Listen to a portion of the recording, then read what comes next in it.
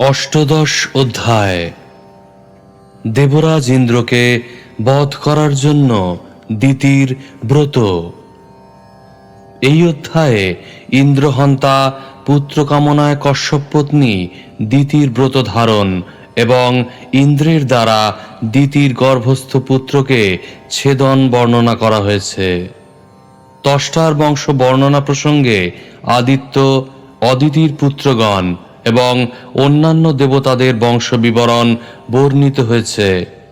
অদিতির পঞ্চম পুত্র সবিতার পত্নী পৃষ্ণী, সাবিত্রী, ব্যাহৃতি এবং ত্রয়ী নামক তিনটি কন্যা এবং অগ্নিহোত্র, পশু, সোম, চাতুর্মাস্য এবং পঞ্চমহাযজ্ঞ নামক পুত্র উৎপাদন করেন। ভগের পত্নী সিদ্ধির গর্ভে মহিমা, বিভু ও প্রভু এই তিনটি পুত্র এবং আশি নামক একটি কন্যার জন্ম হয়। ধাতার চার পত্নী কুহু, শিনিবালি, রাকা এবং অনুমতির চার পুত্র হচ্ছেন যথাক্রমে সায়ম, দর্শ, প্রাতঃ এবং পূর্ণমাস। বিধাতার পত্নী ক্রিয়ার গর্ভে পুরীষ্য নামক পঞ্চ অগ্নি দেবতাদের জন্ম হয়। ব্রহ্মার মানসপুত্র ভৃগু পুনরায় বরুণের পত্নী চর্ষণীর গর্ভে জন্মগ্রহণ করেন এবং বরুণের বীর্য থেকে মহর্ষি বাল্মীকি আবির্ভূত হন।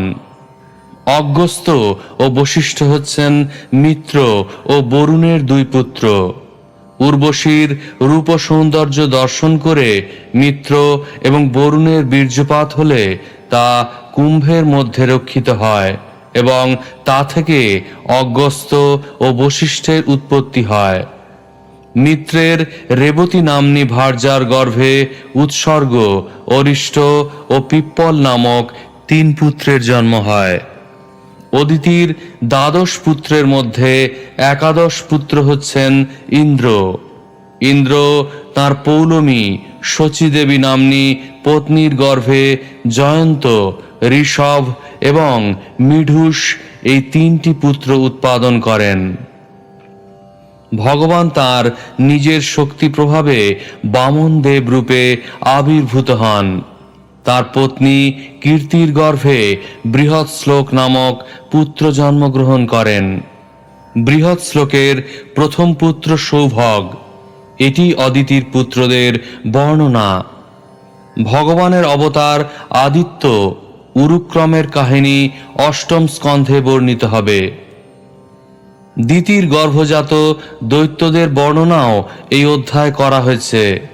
এই দিতির বংশে পরম ভাগবত প্রহ্লাদ ও বলির আবির্ভাব হয়। বলি মহারাজ ছিলেন প্রহ্লাদের পৌত্র। হিরণ্যকশিপু এবং হিরণ্যাক্ষ ছিলেন দিতির প্রথম দুই পুত্র।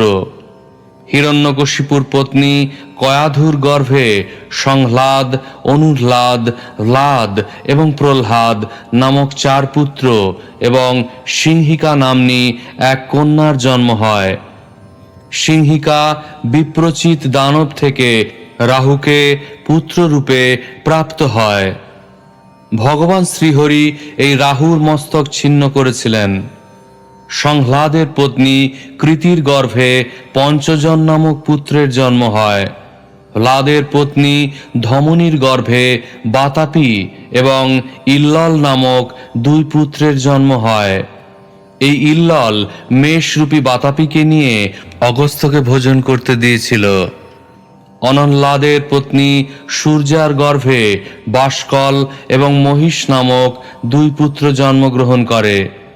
প্রহ্লাদের পুত্র হচ্ছেন বিরোচন এবং পৌত্র বলি মহারাজ। বলি মহারাজের 100 পুত্রের মধ্যে বান জ্যেষ্ঠ। আদিত্য এবং অন্যান্য দেবতাদের বংশ বর্ণনা করার পর শ্রীল সুখদেব গোস্বামী দিতির গর্ভে মরুদ্দের উৎপত্তি এবং তাঁদের দেবত্ব লাভের বিষয় বর্ণনা করেছেন। ইন্দ্রকে সাহায্য করার উদ্দেশ্যে ভগবান বিষ্ণু হিরণ্যাক্ষ ও হিরণ্যকশিপুকে সংহার করেছিলেন। তার ফলে দিতি অত্যন্ত ঈর্ষান্বিতা হন। এবং ইন্দ্রকে বধ করার জন্য একটি পুত্র কামনা করেন।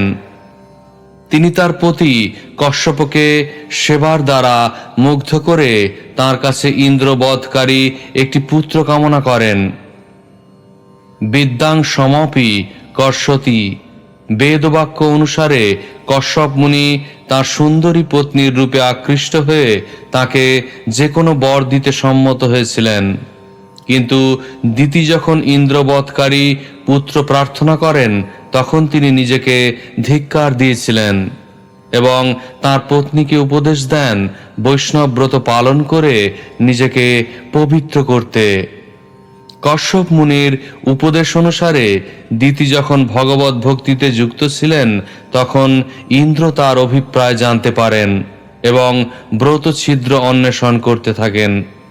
একদিন ছিদ্র পেয়ে ইন্দ্র দিতির গর্ভে প্রবিষ্ট হয়ে গর্ভস্থ সন্তানকে 49 খণ্ডে খণ্ডিত করেন। এইভাবে 49 প্রকার বায়ুরূপে মরুদ্গণের উৎপত্তি হয়। কিন্তু দিতি যেহেতু বৈষ্ণব ব্রত অনুষ্ঠান করেছিলেন তাই তার সমস্ত পুত্রেরাও বৈষ্ণব হয়েছিলেন। শ্লোক 1। श्रीशुक उवाच पृश्निस्तु पत्नीः सवितुः सावित्रीं व्याहृतिं त्रयीम् अग्निहोत्रं पशुं सोमं चातुर्मास्यं महामखान्। অনুবাদ।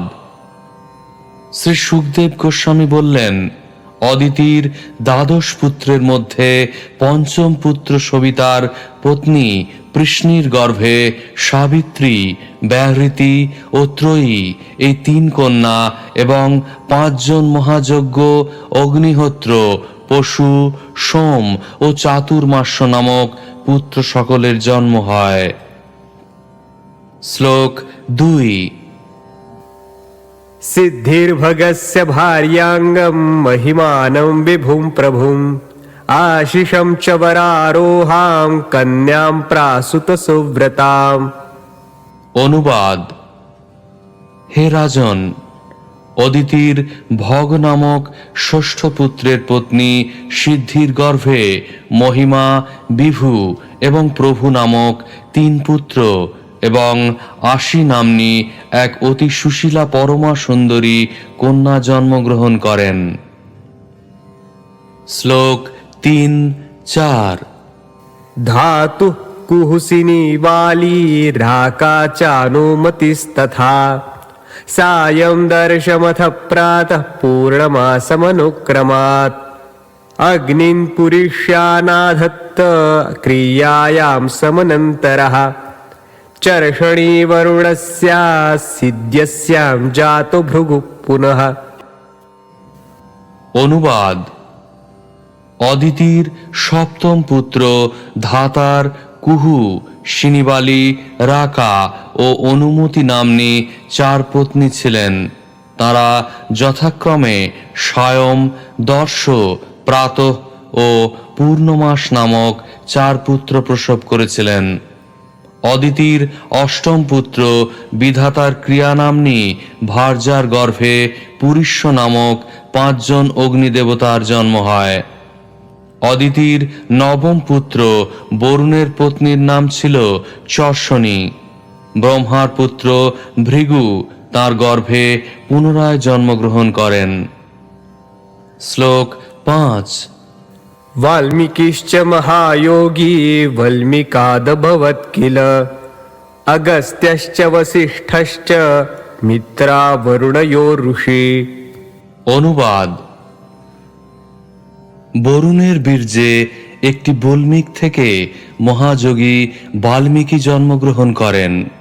ভৃগু ও বাল্মীকি বরুণের বিশিষ্ট পুত্র, কিন্তু অগস্ত্য এবং বশিষ্ঠ ঋষি ছিলেন মিত্র, অদিতির দশম পুত্র এবং বরুণের সাধারণ পুত্র। শ্লোক 6।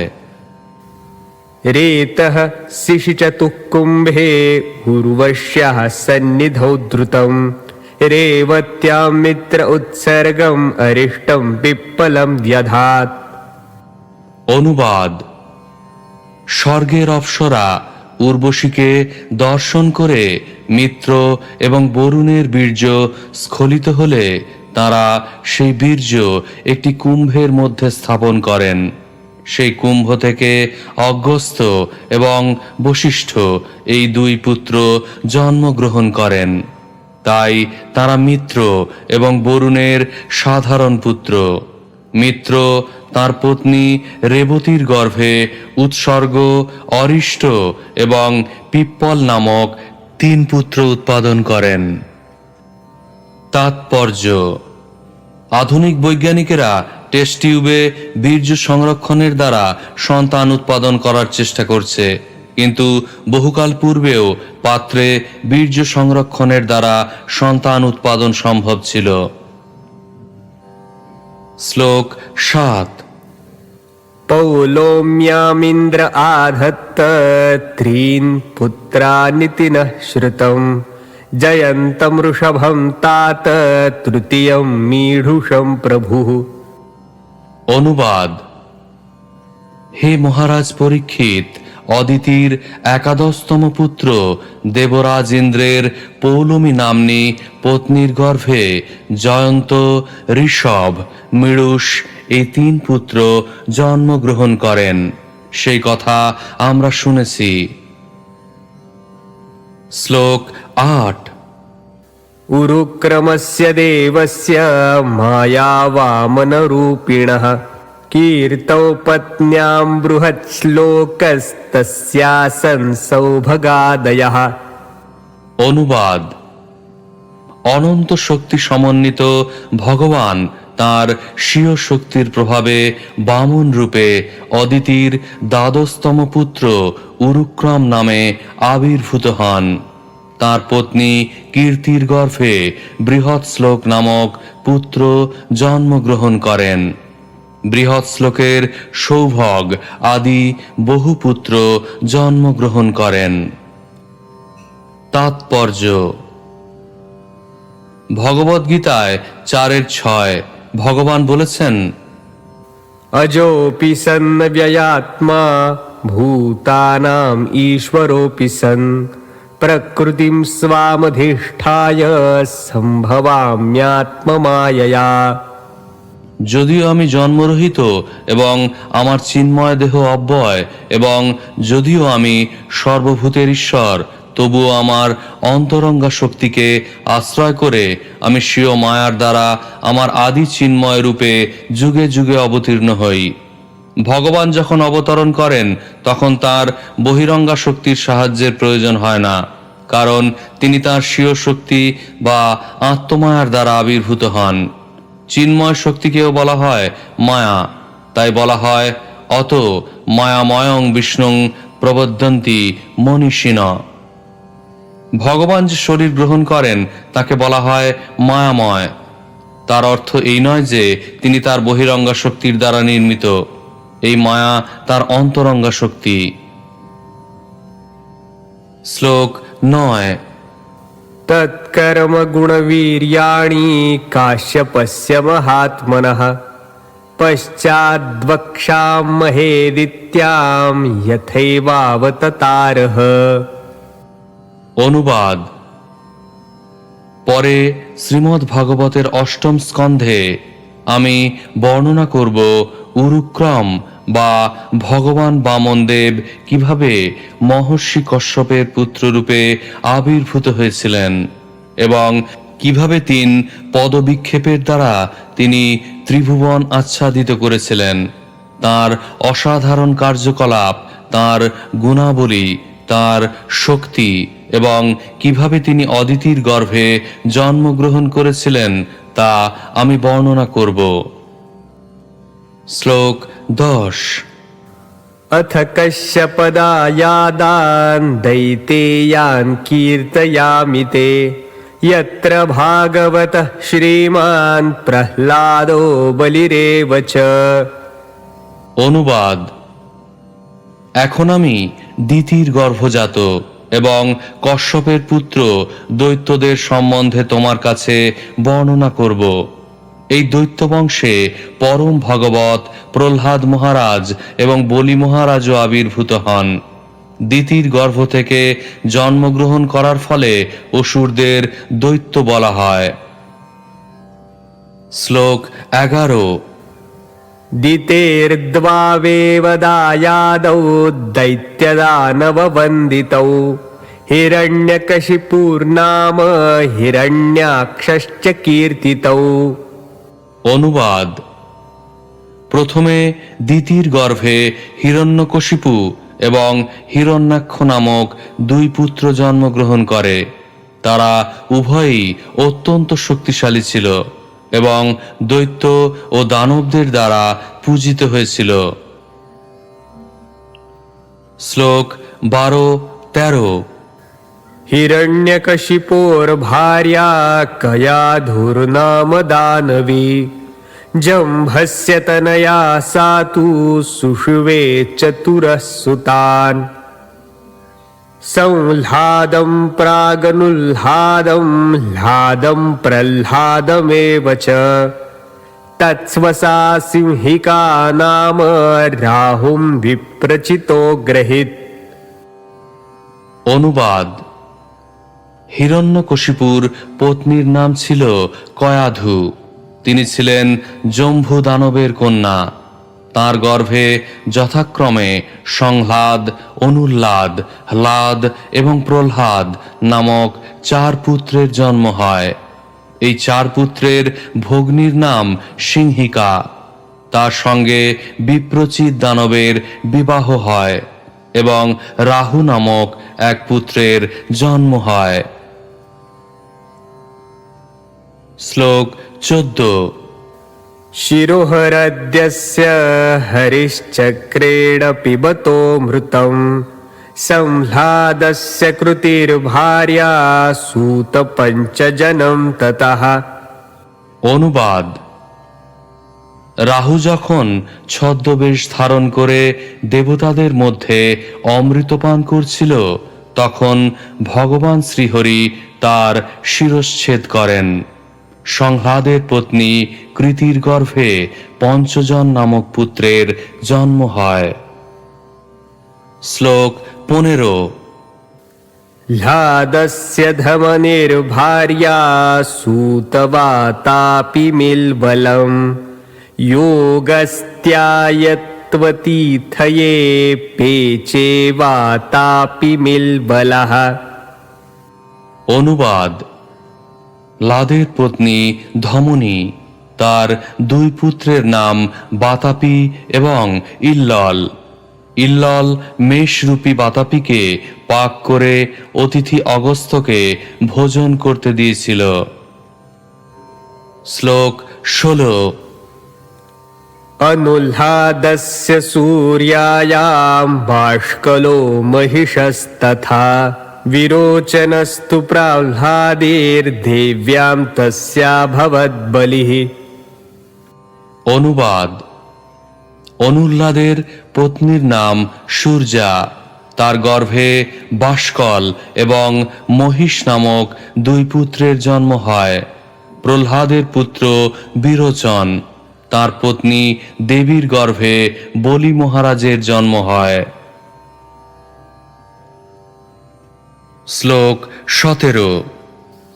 बाणज्येष्ठं पुत्रशतं शनायां ततोऽभवत् तस्यानुभावं सुश्लोक्यं पश्चादेवाभिधास्यते।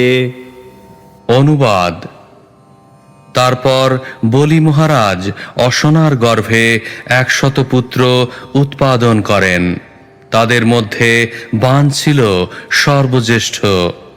বলি মহারাজের প্রশংসনীয় কার্যকলাপ পরে 8ম স্কন্ধে বর্ণিত হবে। শ্লোক 18। बाण आरध्य गिरिशं लेभे तद्गणमुख्यतां यत्पार्श्वे भगवानास्ते यद्यापि पुरपालकः। অনুবাদ: বাণ শিবের আরাধনা করে তার শ্রেষ্ঠ পার্শ্বদের অন্যতম হয়েছিলেন। এখনো শিব বাণের রাজধানী রক্ষা করেন এবং সর্বদা তার পাশে থাকেন। শ্লোক 19। मरुतश्चदिते पुत्राश्चत्वारिंशन्नवाधिकाः त आसन्न प्रजः सर्वे नीता इन्द्रेण सात्मताम्। অনুবাদ: 49 জন মরুতেরাও দিতির পুত্র। তারা অপুত্রক ছিলেন। দিতির পুত্র হওয়া সত্ত্বেও ইন্দ্র তাদের দেবত্ব দান করেছিলেন। তাৎপর্য: নাস্তিকদের যখন চরিত্রের পরিবর্তন হয় তখন দৈত্যেরাও দেবতার পদে উন্নীত হতে পারেন। সারা ব্রহ্মাণ্ডে দুই প্রকার মানুষ রয়েছে, এক দেবতা নামক বিষ্ণুভক্ত এবং তাদের ঠিক বিপরীত যারা, তাদের বলা হয় অসুর। এই শ্লোকের বর্ণনা অনুসারে অসুরেরাও দেবতায় পরিণত হতে পারে। শ্লোক 20। श्रीराज उवाच कथं त आसुरं भावं पोह्योत्पत्तिकं गुरो इन्द्रेण प्रापिता सात्म्यं किं तत्साधु कृतं हितैः। অনুবাদ: মহারাজ পরীক্ষিত জিজ্ঞাসা করলেন, হে গুরুদেব, সেই 49 জন মরুত তাদের জন্মের ফলে নিশ্চয়ই আসুরিক ভাবাপন্ন ছিল। দেবরাজ ইন্দ্র কেন তাদের অসুর ভাব পরিত্যাগ করিয়ে দেবত্ব প্রদান করেছিলেন? তারা কি কোনো পুণ্যকর্ম অনুষ্ঠান করেছিলেন? শ্লোক 21। इमे श्रद्धते ब्रह्मन् ऋषयो हि मया सह परिज्ञानाय भगवंस्तन्नो व्याख्यातुम् अर्हसि। অনুবাদ: হে ব্রাহ্মণ, আমি এবং আমার সঙ্গে এখানে উপস্থিত সমস্ত ঋষিরা এই বিষয়ে জানবার জন্য উৎসুক। অতএব হে মহাত্মন, দয়া করে আমাদের তার কারণ বিশ্লেষণ করুন। শ্লোক 22। श्रीसुत उवाच तद्विष्णुरातस्य सबादरायणीर्वचो निशम्याद्रुतमल्पवर्थवत् सभाजयन् सन्निभृतेन चेतसा जगाद सत्रायण सर्वदर्शनः। অনুবাদ: শ্রী সুত গোস্বামী বললেন, হে মহর্ষি শৌনক, মহারাজ পরীক্ষিতের শ্রদ্ধাপূর্ণ এবং সংক্ষিপ্ত সারগর্ভ বচন শ্রবণপূর্বক সর্বজ্ঞ শ্রীল সুখদেব গোস্বামী সানন্দে তার প্রশংসা করে উত্তর দিয়েছিলেন। তাৎপর্য: শ্রীল সুখদেব গোস্বামী পরীক্ষিত মহারাজের প্রশ্নের ভূয়সী প্রশংসা করেছিলেন, কারণ তা সংক্ষিপ্ত হলেও দিতির পুত্রেরা দৈত্য হওয়া সত্ত্বেও কিভাবে দেবতায় পরিণত হয়েছিলেন সেই সম্বন্ধে এটি ছিল এক সারগর্ভ প্রশ্ন। শ্রীল বিশ্বনাথ চক্রবর্তী ঠাকুর বলেছেন যে দিতি যদিও অত্যন্ত ঈর্ষাপরায়ণ ছিলেন, কিন্তু ভগবত ভক্তির মনোভাব অবলম্বন করার ফলে তার হৃদয় পবিত্র হয়েছিল। আরেকটি গুরুত্বপূর্ণ বিষয় হচ্ছে যে কশ্যপ মুনি মহাজ্ঞানী এবং আধ্যাত্মিক চেতনায় অত্যন্ত উন্নত হওয়া সত্ত্বেও তার সুন্দরী পত্নীর রূপের শিকার হয়েছিলেন। এই প্রশ্নগুলি মহারাজ পরীক্ষিত অত্যন্ত সংক্ষেপে করেছিলেন এবং তাই সুখদেব গোস্বামী তার প্রতি অত্যন্ত প্রসন্ন হয়েছিলেন। শ্লোক 23। श्रीशुक उवाच हतपुत्रादिति शक्र पार्ष्णिग्राहेण विष्णुना मन्युना शोकदीप्तेन ज्वलन्ति पर्यचिन्तयत्। অনুবাদ: শ্রী সুখদেব গোস্বামী বললেন, ইন্দ্রকে সাহায্য করার জন্যই ভগবান শ্রীবিষ্ণু হিরণ্যাক্ষ এবং হিরণ্যকশিপু নামক দুই ভ্রাতাকে হত্যা করেছিলেন। তাদের মৃত্যুতে তাদের মাতা দিতি শোক প্রদীপ্ত ক্রোধে প্রজ্বলিত হয়ে চিন্তা করতে লাগলেন। শ্লোক 24। कदा नु भ्रातृहन्तारम् इन्द्रियाराममुल्बणम् अक्लिन्नहृदयं पापं घातयित्वा शये सुखम्। অনুবাদ: ইন্দ্রিয় সুখপরায়ণ ইন্দ্র তার দুই ভাই হিরণ্যাক্ষ এবং হিরণ্যকশিপুকে বিষ্ণুর দ্বারা বধ করিয়েছে। অতএব ইন্দ্র অত্যন্ত নিষ্ঠুর, কঠিন হৃদয় এবং পাপিষ্ঠ। কবে আমি তাকে হত্যা করে সুখে নিদ্রা যাব? শ্লোক 25। कृमिविभस्म संज्ञासेद्यस्येषाभिहितस्य च भूतधृक्तत्कृते स्वार्थं किं वेद निरयो यतः। অনুবাদ: রাজা বা অধীশ্বর নামে খ্যাত ব্যক্তিদের দেহ মৃত্যুর পর কৃমি, বিষ্ঠা অথবা ভস্মে পরিণত হবে। সে দেহ রক্ষার জন্য কেউ যদি হিংসাপরায়ণ হয়ে অন্যদের হত্যা করে, সে কি জীবনের প্রকৃত স্বার্থ সম্বন্ধে অবগত? অবশ্যই নয়, কারণ জীব হিংসার ফলে তাকে নিশ্চিতভাবে নরকে যেতে হবে। তাৎপর্য: জড়দেহ, এমনকি মহান রাজাদের দেহ চরমে বিষ্ঠা, কৃমি বা ভস্মে পরিণত হয়। কেউ যখন দেহাত্মবুদ্ধির প্রতি অত্যন্ত আসক্ত হয়, সে নিশ্চয়ই যথেষ্ট বুদ্ধিমান নয়। শ্লোক 26। आशासानस्य तस्येदं ध्रुवमुन्नद्धचेतसः मदशोषक इन्द्रस्य भूयाद्येन सुतो हि मे। অনুবাদ: দিতি চিন্তা করেছিলেন, ইন্দ্র মনে করে যে তার শরীর নিত্য এবং তার ফলে সে উচ্ছৃঙ্খল হয়েছে। তাই আমি এমন পুত্র কামনা করি যে ইন্দ্রের মদমত্ততা দূর করবে। সেই জন্য আমাকে কোনো উপায় স্থির করতে হবে। তাৎপর্য: যারা দেহে আত্মবুদ্ধি করে তাদের শাস্ত্রে গরু এবং গাধার সঙ্গে তুলনা করা হয়েছে। এই প্রকার নিকৃষ্ট স্তরের পশুর মতো চেতনা সমন্বিত ইন্দ্রকে দিতিদণ্ড দান করতে চেয়েছিলেন। শ্লোক 27-28। इति भावेन सा भर्तुराचचारा सकृत्प्रियम् शुश्रूषयानुरागेण प्रश्नयेण दमेन च भक्त्या परमया राजन् मनोज्ञैर्वल्गुभाषितैः मनोजग्राह भावज्ञा सस्मितापाङ्गवीक्षणैः।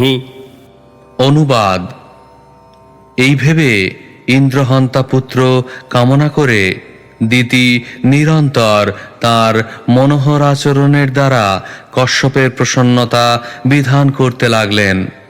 হে রাজন, দিতি সর্বদা কশ্যপের সমস্ত বাসনা অত্যন্ত নিষ্ঠা সহকারে পূর্ণ করতে লাগলেন। তার সেবা, প্রেম, বিনয়, আত্মসংযম, মৃদুহাস্য এবং মনোমুগ্ধকর দৃষ্টিপাতের দ্বারা তার পতির মন আকৃষ্ট করে তাকে তার বশীভূত করেছিলেন। তাৎপর্য: যখন কোনো স্ত্রী তার পতির প্রিয় হতে চান, তখন তাকে নিষ্ঠা সহকারে তার আদেশ পালন করতে হয় এবং সর্বতোভাবে তার প্রসন্নতা বিধানের চেষ্টা করতে হয়। পতি যখন পত্নীর প্রতি প্রসন্ন হন, তখন পত্নী তার কাছ থেকে অলংকার আদি সমস্ত আবশ্যকতাগুলি প্রাপ্ত হতে পারেন এবং সর্বতোভাবে ইন্দ্রিয় সুখ প্রাপ্ত হতে পারেন। এখানে দিতির আচরণে তা সূচিত হয়। শ্লোক 29। एवं स्त्रिया जडीभूतो विद्वानपि मनोज्ञया बाढमित्याह विवशो न तच्चित्रं हि योषिति। অনুবাদ: কশ্যপ যদিও ছিলেন অত্যন্ত বিদ্বান, তবু তিনি কপটাচার নিপুণা স্ত্রীর শুশ্রূষায় মোহিত হয়ে তার বশীভূত হয়েছিলেন। তাই তিনি তার পত্নীকে আশ্বাস দিয়েছিলেন যে তার মনোবাঞ্ছা তিনি পূর্ণ করবেন। দিতির প্রতি তার এই উক্তি কিছুই আশ্চর্যের বিষয় নয়। শ্লোক 30। विलोक्यैकान्तभूतानि भूतान्यादौ प्रजापतिः स्त्रियं चक्रे स्वदेहार्धं यया पुंसा मतिर्हता। অনুবাদ: সৃষ্টির প্রারম্ভে প্রজাপতি ব্রহ্মা দেখেছিলেন যে সমস্ত জীবেরা অনাসক্ত, তাই প্রজাবৃদ্ধির জন্য তিনি পুরুষের দেহের অর্ধাঙ্গ দিয়ে স্ত্রী সৃষ্টি করেছিলেন। সেই স্ত্রীদের দ্বারাই পুরুষের চিত্ত অপহৃত হয়। তাৎপর্য: সমগ্র ব্রহ্মাণ্ড মৈথুন আসক্তির দ্বারা মোহিত, যা ব্রহ্মা প্রজাবৃদ্ধির জন্য কেবল মনুষ্য সমাজেই নয়, অন্য সমস্ত জনিতেও সৃষ্টি করেছিলেন। পঞ্চম স্কন্ধে ঋষভদেব সেই সম্বন্ধে বলেছেন, পুংস স্ত্রিয়া মিথুনি ভাবমেতম। সমগ্র জগৎ পুরুষ এবং স্ত্রীর পরস্পরের প্রতি মৈথুন আসক্তির দ্বারা পরিচালিত হচ্ছে। পুরুষ এবং স্ত্রীর মিলনের ফলে এই আকর্ষণ অত্যন্ত প্রবল হয় এবং তার ফলে মানুষ সংসার বন্ধনে জড়িয়ে পড়ে। এটি জড়জগতের মোহ। কশ্যপ মুনি অত্যন্ত বিদ্বান এবং আধ্যাত্মিক জ্ঞানে উন্নত হওয়া সত্ত্বেও এই মায়ার দ্বারা মোহিত হয়েছিলেন। মনুসংহিতা 2:215 এবং শ্রীমদ্ ভাগবত 9:19-17 উভয় শাস্ত্রে উল্লেখ করা হয়েছে, मात्रा स्वस्त्रा दुहित्रा वा नाविविक्तासनो भवेत् बलवानिन्द्रियग्रामो विद्वान् समपि कर्षति। কোনো নির্জন স্থানে স্ত্রীলোকের সঙ্গে মেলামেশা করা উচিত নয়, এমনকি নিজের মা, ভগিনী অথবা কন্যার সঙ্গেও নয়, কারণ ইন্দ্রিয়গুলি এতই বলবান যে মহাজ্ঞানী ব্যক্তিদেরও ভ্রষ্ট করতে পারে। কোনো পুরুষ যখন নির্জন স্থানে কোনো স্ত্রীর সঙ্গে থাকে তখন নিঃসন্দেহে তার কাম বাসনা বর্ধিত হয়। তাই একান্ত ভূতানি শব্দটি এখানে ব্যবহার করা হয়েছে, যার অর্থ হচ্ছে কাম বাসনা থেকে মুক্ত হওয়ার জন্য যতদূর সম্ভব স্ত্রী সঙ্গ বর্জন করা উচিত। কাম বাসনা এতই প্রবল যে যদি মানুষ নির্জন স্থানে কোনো স্ত্রীর সঙ্গে থাকে, এমনকি তার মা, ভগ্নী বা কন্যাও যদি হয়, তাহলেও সে কাম বাসনার দ্বারা অভিভূত হবে। শ্লোক 31। एवं शुश्रूषितस्तात भगवान् कश्यपस्त्रिया प्रहस्य परमप्रीतो दितिमाहाभिनन्द्य च।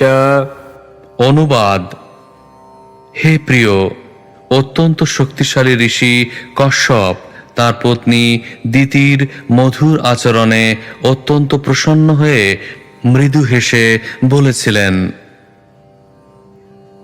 শ্লোক 32।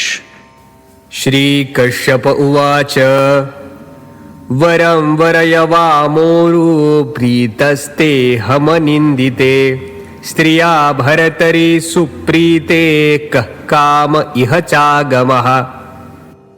অনুবাদ: কশ্যপ মুনি বললেন, হে সুন্দরী, হে অনিন্দিতে, আমি তোমার প্রতি অত্যন্ত প্রসন্ন হয়েছি।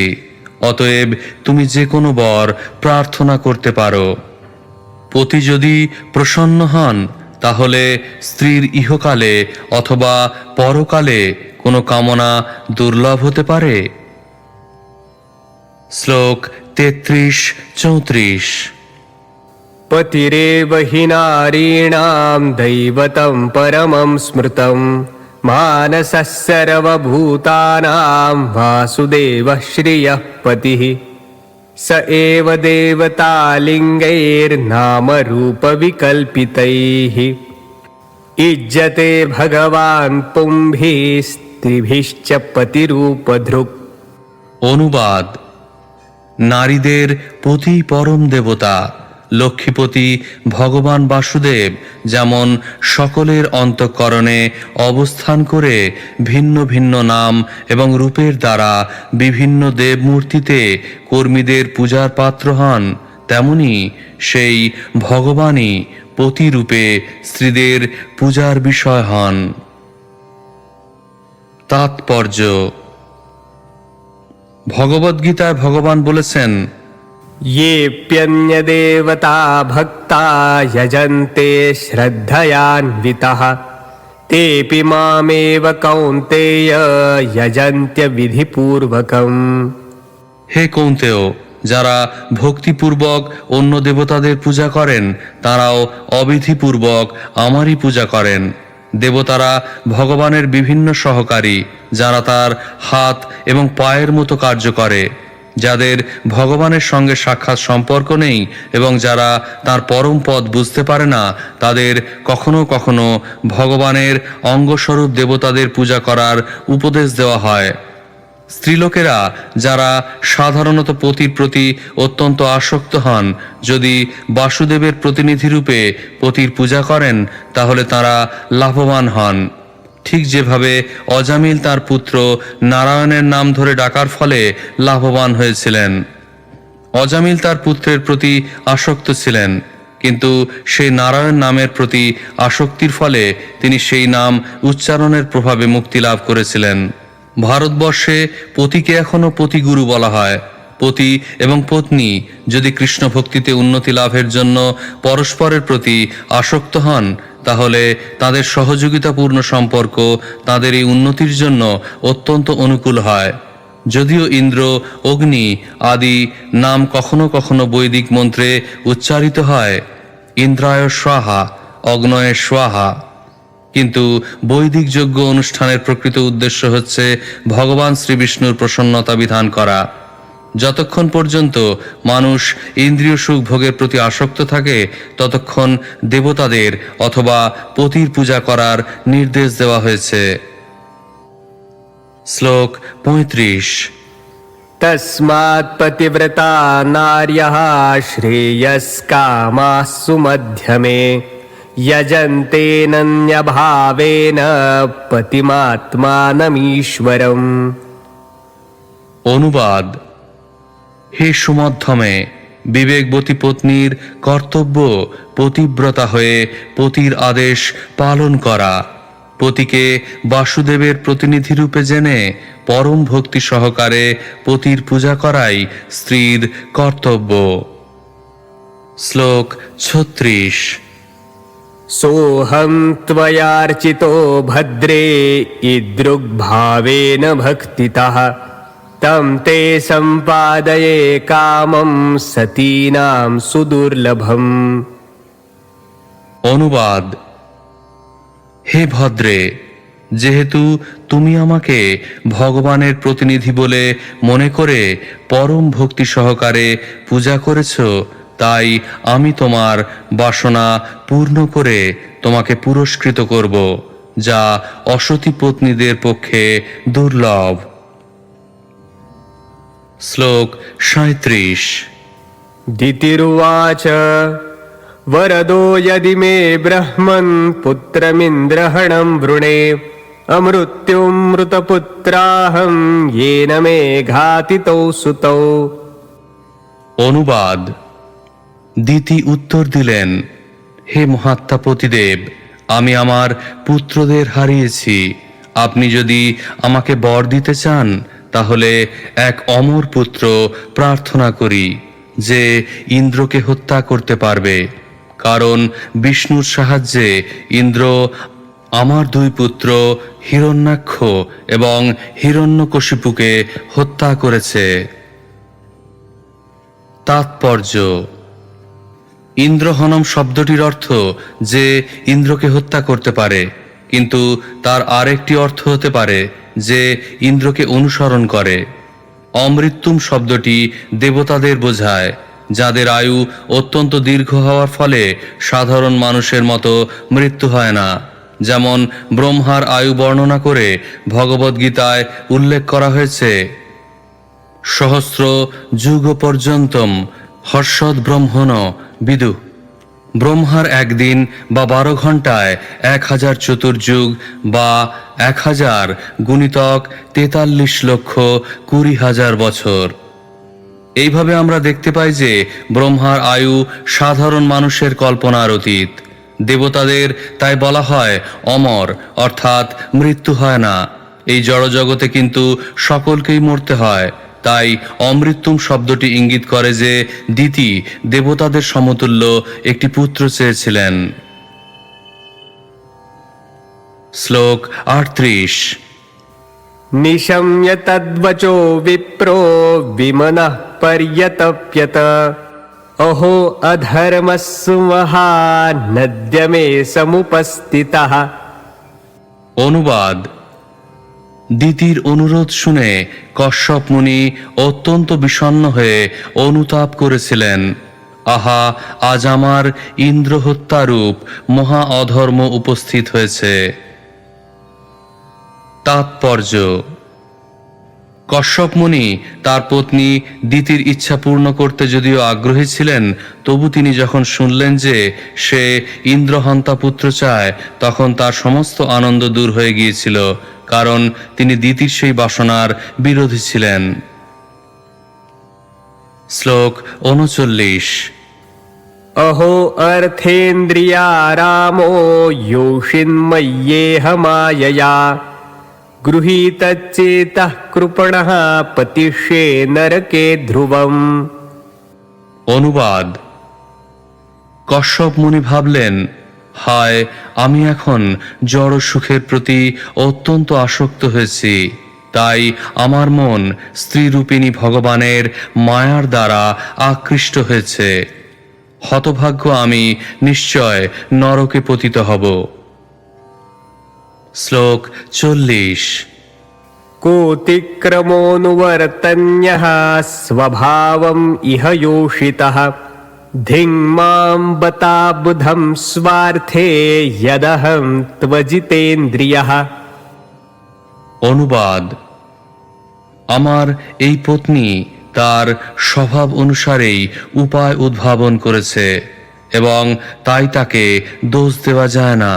কিন্তু আমি পুরুষ, তাই আমাকেই ধিক। যেহেতু আমি অজিতেন্দ্রিয়, তাই আমার প্রকৃত হিত সম্বন্ধে আমি অনভিজ্ঞ।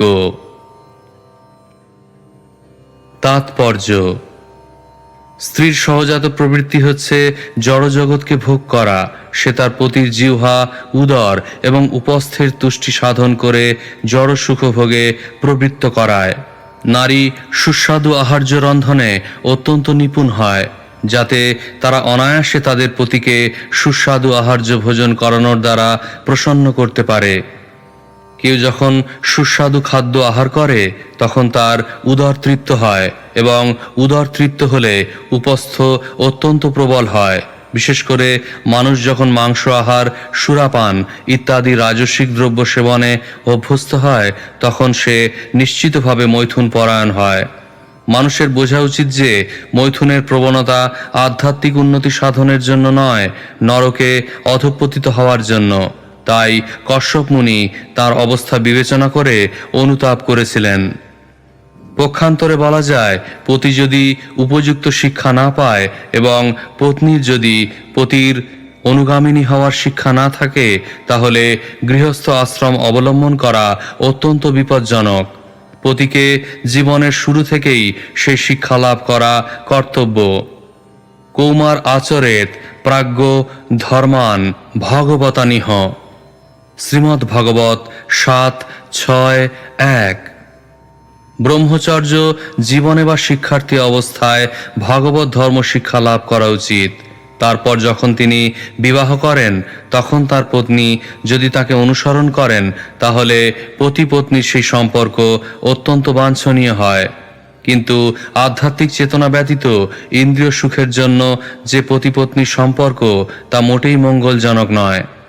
শ্রীমদ্ ভাগবতে 12:2-3 বিশেষ করে এই কলিযুগে পতিপত্নী সম্পর্কের বর্ণনা করে বলা হয়েছে, দাম্পত্যে হ ভিরুচির হেতু। পতিপত্নীর সম্পর্ক কেবল মৈথুন ক্ষমতার ভিত্তিতে প্রতিষ্ঠিত। তাই এই কলিযুগে পতি পত্নী যদি কৃষ্ণ ভক্তির পন্থা অবলম্বন না করে তাহলে গার্হস্থ্য জীবন অত্যন্ত ভয়ঙ্কর। শ্লোক 41। शरत्पद्मोत्सवं वक्रं वचश्च श्रवणामृतं हृदयं क्षुरधाराभं स्त्रीणां को वेदचेष्टितम्। অনুবাদ: স্ত্রীলোকের মুখ শরৎকালের প্রস্ফুটিত পদ্মের মতো সুন্দর, তাদের বাণী অত্যন্ত মধুর এবং তা কর্ণকে আনন্দ প্রদান করে, কিন্তু তাদের হৃদয় ক্ষুরধারার মতো তীক্ষ্ণ। অতএব তাদের আচরণ কে বুঝতে পারে? তাৎপর্য: কশ্যপ মুনি জাগতিক দৃষ্টিতে নারীর এক অত্যন্ত সুন্দর চিত্র অঙ্কন করেছেন। রমণীরা সাধারণত তাদের সৌন্দর্যের জন্য প্রসিদ্ধ। বিশেষ করে যৌবনে 16 অথবা 17 বছর বয়সে তারা পুরুষদের কাছে অত্যন্ত আকর্ষণীয় হয়। তাই নারীর মুখকে শরৎকালের বিকশিত পদ্মের সঙ্গে তুলনা করা হয়েছে। শরৎকালে পদ্ম যেমন অত্যন্ত সুন্দর, তেমনি নবযৌবনে নারী অত্যন্ত আকর্ষণীয়।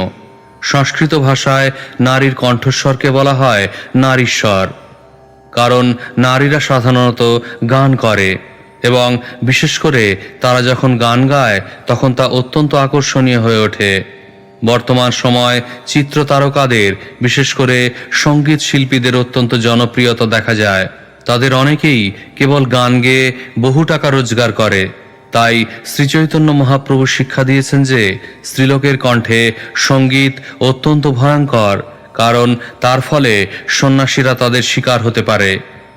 সন্ন্যাসের অর্থ হচ্ছে স্ত্রীসঙ্গ বর্জন করা, কিন্তু সন্ন্যাসী যদি স্ত্রীলোকের কণ্ঠ শ্রবণ করে এবং স্ত্রীলোকের সুন্দর মুখমণ্ডল দর্শন করে তাহলে সে অবশ্যই তাদের প্রতি আকৃষ্ট হবে এবং তখন তার পতন অবশ্যম্ভাবী। তার বহু দৃষ্টান্ত রয়েছে। মহান ঋষি বিশ্বামিত্র পর্যন্ত মেনকার শিকার হয়েছিল। তাই যারা আধ্যাত্মিক মার্গে উন্নতি সাধন করতে চান তাদের স্ত্রীমুখ দর্শন না করার এবং স্ত্রী কণ্ঠ শ্রবণ না করার ব্যাপারে বিশেষভাবে সাবধান থাকা উচিত। স্ত্রীর মুখ দর্শন করে তার সৌন্দর্যের প্রশংসা করা অথবা স্ত্রীর কণ্ঠ শ্রবণ করে তার সঙ্গীতের প্রশংসা করা ব্রহ্মচারী এবং সন্ন্যাসীর পক্ষে সূক্ষ্ম স্তরের অধঃপতন। তাই কশ্যপ মুনির দ্বারা স্ত্রীর এই বর্ণনা অত্যন্ত শিক্ষাপ্রদ। যদি নারীর শরীর আকর্ষণীয় হয়, মুখমণ্ডল সুন্দর হয় এবং কণ্ঠস্বর মধুর হয় তাহলে সে পুরুষের পক্ষে স্বাভাবিকভাবে একটি ফাঁদের মতো। শাস্ত্রে উপদেশ দেওয়া হয়েছে এই ধরনের কোনো নারী যখন পুরুষের সেবা করতে আসে তখন তাকে তৃণাচ্ছাদিত একটি অন্ধকূপ বলে বিবেচনা করা উচিত। মাঠে এই ধরনের অনেক কূপ আছে এবং যে মানুষ তা জানে না সে ঘাসের মধ্যে দিয়ে সেই কূপে পতিত হয়। তার বহু দৃষ্টান্ত রয়েছে। যেহেতু জড়জগতের আকর্ষণ নারীর প্রতি আকর্ষণের ভিত্তিতে প্রতিষ্ঠিত, তাই কশ্যপ মুনি বিচার করেছেন, সুতরাং নারীর হৃদয় কে বুঝতে পারে?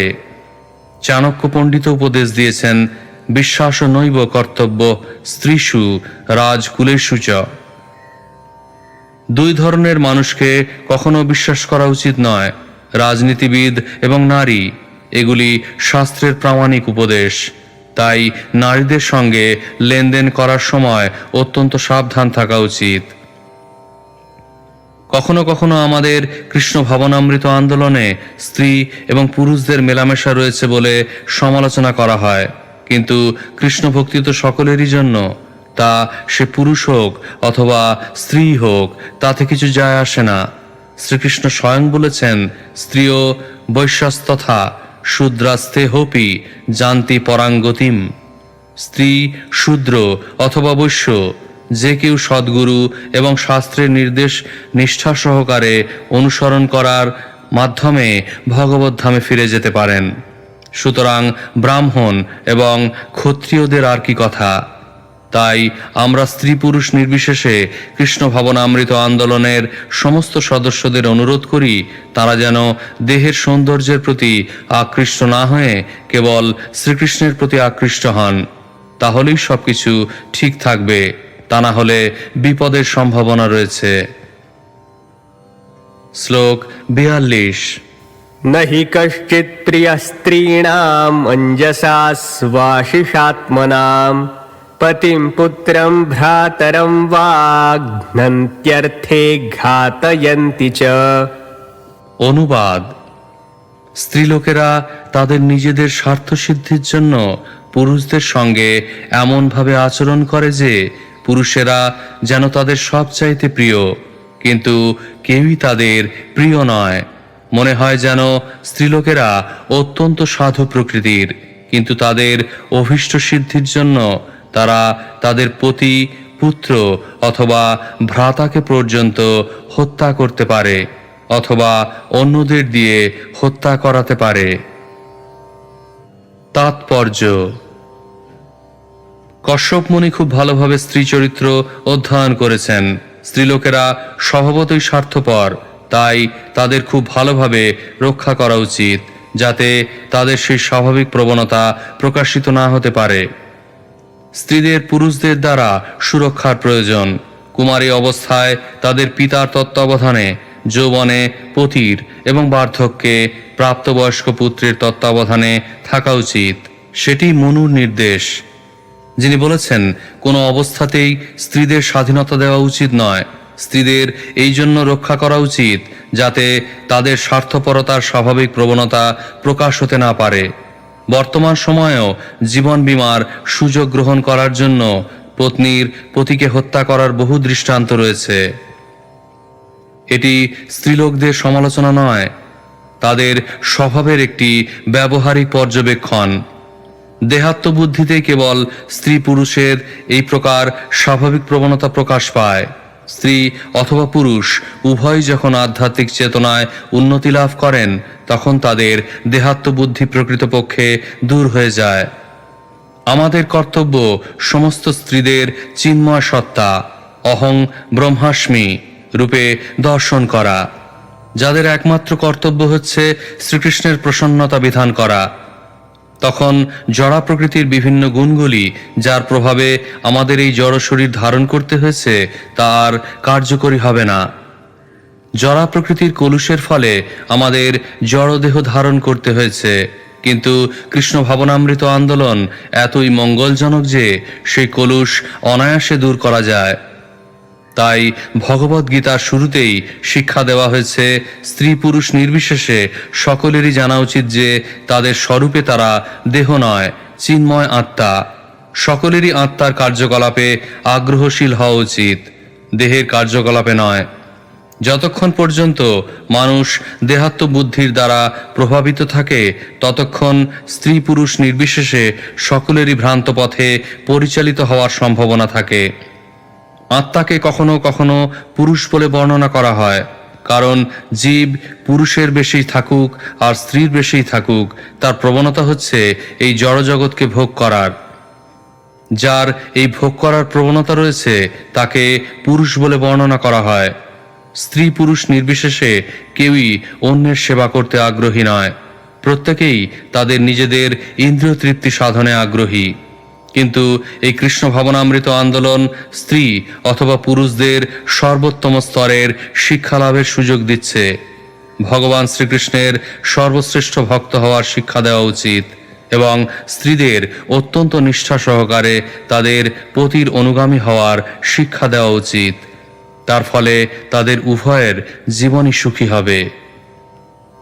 শ্লোক 43। प्रतिश्रुतं ददामीति वचस्तन्न मृषा भवेत् वधं नार्हति चेन्द्रोऽपि तत्रेदम् उपकल्पते। অনুবাদ: আমি তাকে বরদান করব বলে প্রতিশ্রুতি দিয়েছি এবং তা উল্লঙ্ঘন করা যাবে না, কিন্তু ইন্দ্রের বিনাশও উচিত নয়। এই প্রসঙ্গে আমি যে উপায় স্থির করেছি তাই উপযুক্ত। তাৎপর্য: কশ্যপ মুনি স্থির করেছিলেন দিতি এমন একটি পুত্র চায় যে ইন্দ্রকে বধ করতে পারবে, কিন্তু যেহেতু সে স্ত্রী তাই সে খুব একটা বুদ্ধিমতী নয়। আমি তাকে এমনভাবে শিক্ষা দেব যে সর্বদা ইন্দ্রবধের কথা চিন্তা না করে সে কৃষ্ণ ভক্ত বা বৈষ্ণবীতে পরিণত হবে। সে যদি বৈষ্ণব বিধি পালন করতে সম্মত হয় তাহলে তার কলুষিত হৃদয় নিশ্চয়ই নির্মল হবে। চেত দর্পণ মার্জনম, এটি ভগবত ভক্তির পন্থা। ভগবত ভক্তির পন্থা অনুসরণ করার ফলে যে কেউ পবিত্র হতে পারে, কারণ কৃষ্ণ ভক্তির এমনই প্রভাব যে তা সবচাইতে কলুষিত ব্যক্তিদেরও সর্বোচ্চ স্তরের বৈষ্ণবে পরিণত করতে পারে। সেটি শ্রী চৈতন্য মহাপ্রভুর আন্দোলনের উদ্দেশ্য। নরোত্তম দাস ঠাকুর বলেছেন, ব্রজেন্দ্র নন্দন যেই শুচিসূত হইল সেই, বলরাম হইল নিতাই, দীনহীন যত ছিল হরিনামে উদ্ধারিল, তার সাক্ষী জগাই মাধাই। জড় বিষয় সুখে মগ্ন অধঃপতিত জীবদের উদ্ধার করার জন্যই শ্রী চৈতন্য মহাপ্রভু এই কলিযুগে আবির্ভূত হয়েছেন।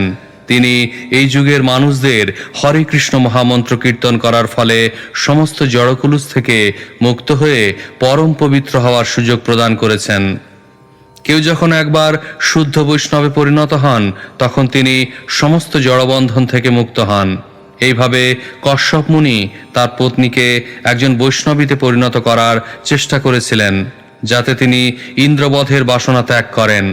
তিনি চেয়েছিলেন তার পত্নী এবং তার পুত্রেরা যেন শুদ্ধ হয়, যাতে তারা বৈষ্ণব হওয়ার উপযুক্ত হতে পারেন। কখনো কখনো অবশ্য বৈষ্ণব পন্থা অনুশীলনকারী ভক্ত ভ্রষ্ট হতে পারেন এবং তার অধঃপতনের সম্ভাবনা থাকলেও কশ্যপ মুনি বিচার করেছিলেন যে বৈষ্ণব পন্থা অনুশীলন করার সময় অধঃপতন হলেও ক্ষতি নেই। ভ্রষ্ট বৈষ্ণবও উৎকৃষ্ট ফল লাভ করেন। ভগবদ্গীতায় সে সম্বন্ধে বলা হয়েছে, স্বল্পমপ্যস্য ধর্মস্য ত্রায়তে মহত ভয়াৎ। বৈষ্ণব বিধি যদি অল্প মাত্রাতেও পালন করা হয় তাহলে তা মানুষকে সংহারের মহাভয় থেকে রক্ষা করতে পারে। তাই কশ্যপ মুনি ইন্দ্রের জীবন রক্ষা করার জন্য তার পত্নী দিতিকে বৈষ্ণব হওয়ার উপদেশ দেওয়ার পরিকল্পনা করেছিলেন। শ্লোক 44। इति सञ्चित्य भगवान् मारीचः कुरुनन्दन, उवाच किञ्चित् कुपित आत्मानं च विगर्हयन्। অনুবাদ।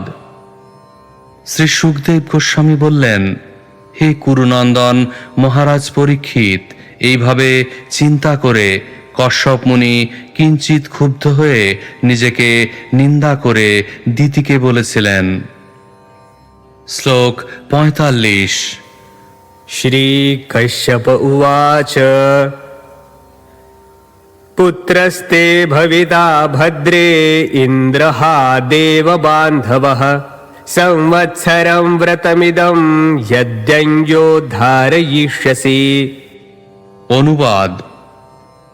কশ্যপ মুনি বললেন, হে ভদ্রে, তুমি যদি 1 বছর ধরে আমার উপদিষ্ট এই ব্রত পালন করো তাহলে তুমি অবশ্যই এক পুত্র লাভ করবে যে ইন্দ্রকে হত্যা করতে সক্ষম হবে। কিন্তু এই বৈষ্ণব ব্রত পালনে যদি তোমার কোনো ত্রুটি হয় তাহলে তুমি ইন্দ্রের পক্ষপাতী এক পুত্র লাভ করবে। তাৎপর্য। ইন্দ্রহা শব্দটি সেই অসুরকে ইঙ্গিত করে যে সর্বদা ইন্দ্রকে হত্যা করতে উৎসুক। ইন্দ্রের শত্রু স্বাভাবিকভাবেই অসুরদের বন্ধু, কিন্তু ইন্দ্রহা শব্দটি ইন্দ্রের আজ্ঞানুবর্তী বা অনুগামীকেও বোঝায়। কেউ যখন ইন্দ্রের ভক্ত হন তখন তিনি স্বাভাবিকভাবেই দেবতাদের বন্ধু হন। তাই ইন্দ্রহা দেববান্ধব শব্দগুলি দ্ব্যর্থবাচক, কারণ তার অর্থ হচ্ছে তোমার পুত্র ইন্দ্রকে হত্যা করবে কিন্তু সে দেবতাদের বন্ধু হবে। কেউ যদি সত্যি দেবতাদের বন্ধু হন তাহলে তিনি নিশ্চয়ই ইন্দ্রকে বধ করতে পারবেন না। শ্লোক 46। दितिरुवाच धारयिषे व्रतं ब्रह्मन् ब्रूहि कार्याणि यानि मे यानि चेह निषिद्धानि न व्रतं घ्नन्ति यान्युत। অনুবাদ। দিতি বললেন, হে ব্রহ্মণ, আমি অবশ্যই আপনার উপদেশ অনুসারে সেই ব্রত পালন করব। এখন আপনি আমাকে বলুন, আমার কি করা কর্তব্য, কি করা অনুচিত এবং কি করলে ব্রত ভঙ্গ হবে না।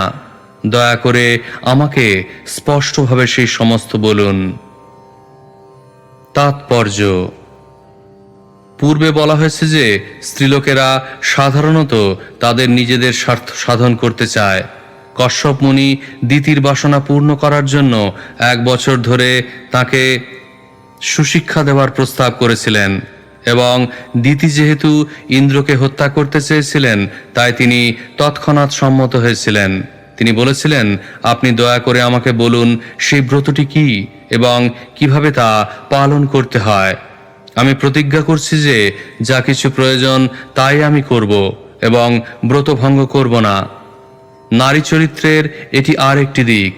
যদিও সে তার পরিকল্পনা পূর্ণ করতে অত্যন্ত আগ্রহী, তবু কেউ যখন তাকে উপদেশ দেয়, বিশেষ করে তার পতি, তখন সে সরলভাবে তা পালন করে। এইভাবে তাকে সৎ পথে পরিচালিত হওয়ার শিক্ষা দেওয়া যেতে পারে।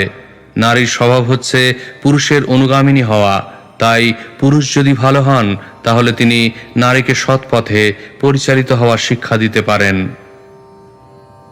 শ্লোক 47। श्रीकश्यप उवाच न हिंस्याद्भुतजातानि न शपेन्नानृतं वदेत् न छिन्द्यान्न खरोमाणि न स्पृशेद्यद अमङ्गलम्। অনুবাদ।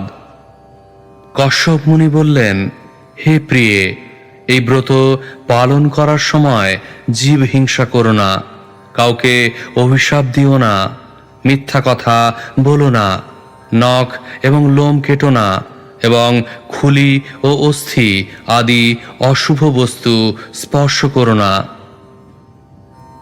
তাৎপর্য: তার স্ত্রীর প্রতি কশ্যপ মুনির প্রথম উপদেশ ছিল তিনি যেন কাউকে হিংসা না করেন। এই জগতে জীবের স্বাভাবিক প্রবৃত্তি হচ্ছে হিংসা করা, এবং তাই কৃষ্ণ ভক্ত হতে হলে আমাদের সেই প্রবৃত্তিটি দমন করা অবশ্য কর্তব্য। সেই সম্বন্ধে শ্রীমদ্ ভাগবতে বলা হয়েছে, পরম নির্মৎসরানাম। কৃষ্ণভক্ত সর্বদাই নির্মৎসর, কিন্তু অন্যেরা সর্বদা মৎসর। তাই কাউকে হিংসা না করার জন্য স্ত্রীর প্রতি কশ্যপ মুনির উপদেশ ইঙ্গিত করে যে কৃষ্ণ ভক্তির পথে উন্নতি সাধনে এটিই হচ্ছে প্রথম সোপান। কশ্যপ মুনি তাঁর স্ত্রীকে কৃষ্ণ ভক্তে পরিণত করার শিক্ষা দিতে চেয়েছিলেন, যাতে তাঁর এবং ইন্দ্রের উভয়েরই রক্ষা হয়। শ্লোক 48।